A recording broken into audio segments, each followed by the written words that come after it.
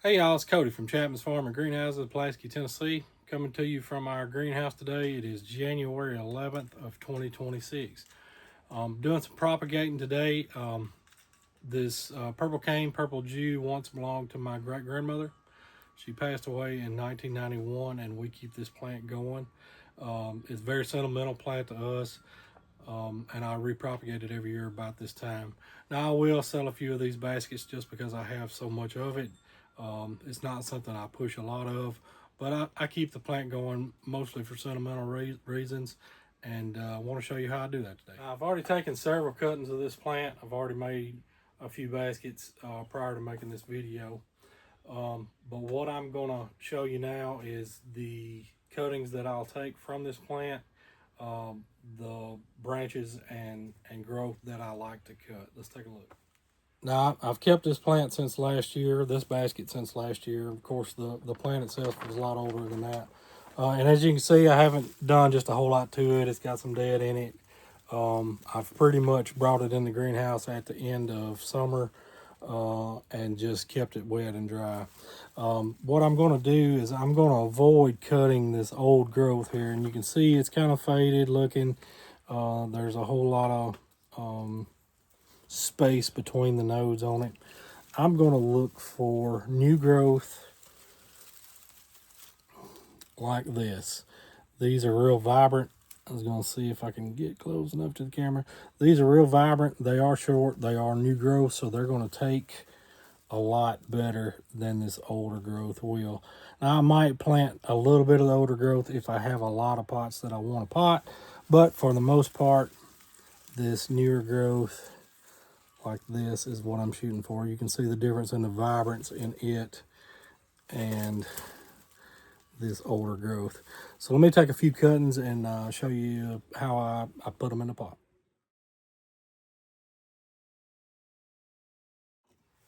All right, so we've got our pot filled with soil. I have moistened this soil. It's not soaking wet. I moisten my soil before I put anything in a pot. There's a few reasons I do that, but I'll go over that on a different video. I'm going to use an ink pen. You can use a number 2 pencil, a stick. You can use your finger if you like. But I'm going to use this number 2 ink, or this ink pen for a dibble. I'm going to go about that deep. I'm not going to drive it to the bottom of the pot. I just want to make a hole to stab these cuttings into. The stems are pretty weak on these, so you don't want to just try to mash them into the soil because you're going to break the stem and more or less ruin the cutting. But I try to just evenly distribute this out by eye. It's not rocket science. Most things I do out here aren't. But I'm going to just evenly distribute these holes throughout the pot because I want to fill this pot up. Now these will branch out as they grow and become more full and pretty as we go.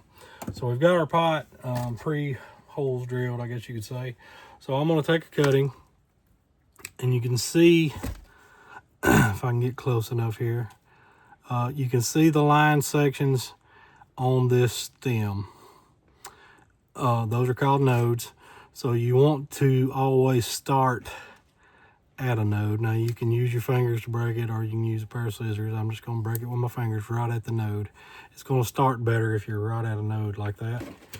I don't want to bury these leaves that are on the bottom here. So I'm going to break them off, throw them away. So I've got a stem now on this cutting, and you see it's not straight, but I can use my fingers just to straighten it up enough to push it down into the hole like so. And that's what I'm going to do with this bucket of cuttings here. Now these canes, they do have little lavender-ish, pinkish flower on them from time to time. But for the most part, this is a foliage plant. They like the shade. They do well in the shade, and they're really vibrant in the summertime in the shade. It's a good way to give a shady area some color, and they are super easy to maintain. They're super easy to propagate, and they're super easy to grow. And it's kind of an old-timey plant is what folks call it. And like I said, it was my great-grandmother's. I'm assuming this plant is probably older than I am. And like I said, I'm 43 years old. I know that she had it for a while prior to her death, so but we've kept this going a long time just by repropagating it every year. Now you can keep those, like the ugly basket that I got this thing from, these cuttings from, but it's going to be somewhat ugly with that old growth and stuff on it. And this is just a way to rejuvenate it, make it beautiful again, where it's doesn't look like it was dragged down the road. And something you'll notice is that most of these cuttings seem to be somewhat laying down as I put them in the holes. I'll show you some cuttings that I did on the 9th. Today is the 11th. I'll show you some cuttings that I did on the 9th and how fast these take once you stick them in this new soil. I'm kind of making a mess here because I'm somewhat trying to go quickly so that you're not just watching me stick these in this soil. But I'm hoping everyone had a good new year and safe, and we're excited about new things this spring here at the greenhouses. I've got several new different varieties of bedding plants I'm going to try this year. I am going to be doing a few Gerber daisies. I have added sun patience to our list of available plants. I'm going to be doing those in hanging baskets. I'm also going to be doing hanging baskets of lantana. Excited about that. We will be doing our normal plants that we normally have. I don't think I've cut anything out that I can think of. I am adding some different colors to some of the plants that I normally have. I know we're going to be doing a mixed color of begonias, and I want to say maybe a mixed color of vinca and things like that. But I'm doing some changes, doing some things a little different this time, and I'm excited about that. But as you can see, I've got the pot stuck, and you can see they're pretty well evenly distributed throughout this pot.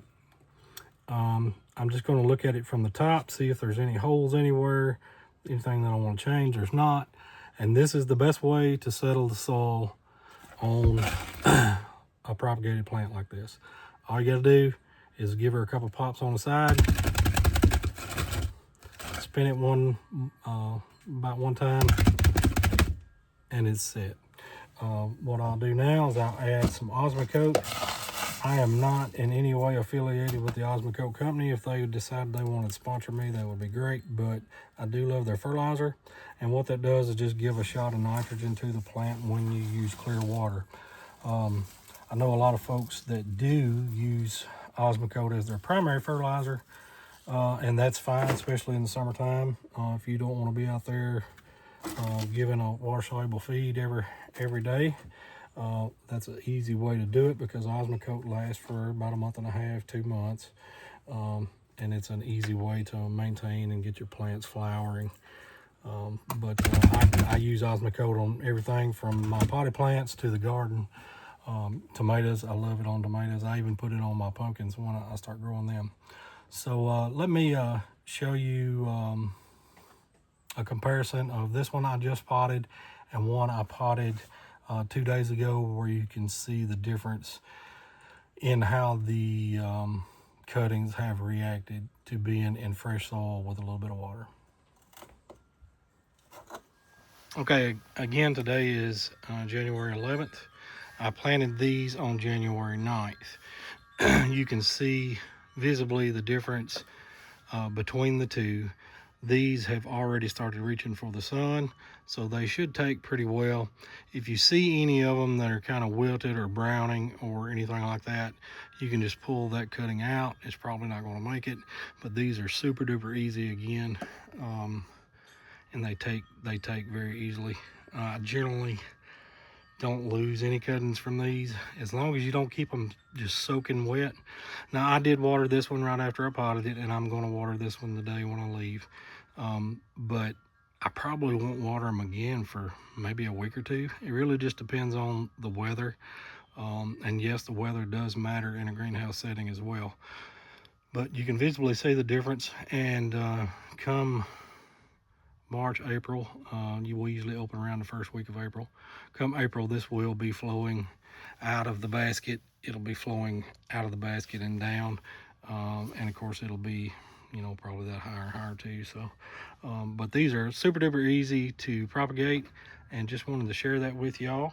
If you got any questions, you can and write them on the comments. And make sure you like and subscribe our Instagram and Facebook, and we now have a YouTube page. Make sure you check us out on there. Make sure you subscribe, like our post, and if you see anything you like or don't like, just make sure you let us know, and we'll see what we can do differently. If you're interested in anything in particular, I can try to make a video of that. And I appreciate you watching. Thanks.